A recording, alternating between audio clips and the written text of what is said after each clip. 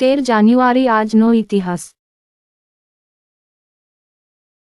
13મી જાન્યુઆરી 1876 માં બડલુ સિંહનો જન્મ થયો હતો।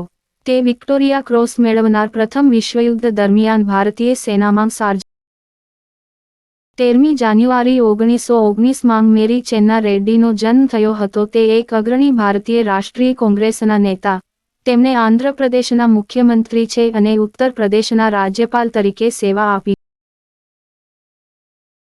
13મી જાન્યુઆરી 1978 મેજર મોહિત શર્માનો જન્મ થયો હતો। તે એક ભારતીય સેના અધિકારી હતા જેમને આતંકવાદ વિરોધી કામગીરીમાં તેમની બહાદુરી માટે મરણોત્તર અશોક ચક્ર એનાયત કરવામાં આવ્યો હતો।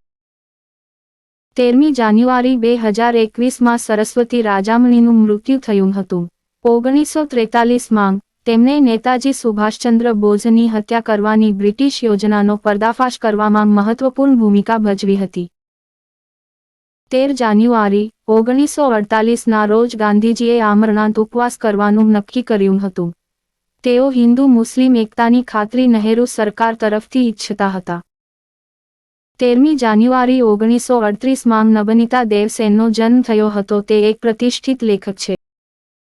13 જાન્યુઆરી 1923 શક્તિ સામંતનો જન્મ થયો હતો। તે એક પ્રખ્યાત ફિલ્મ નિર્માતા અને દિગ્દર્શક હતા। 13 જાન્યુઆરી 1943 ફકીર મોહન સેનાપતિનો જન્મ થયો। તે એક પ્રખ્યાત લેખક, કવિ અને સમાજ સુધારક હતા।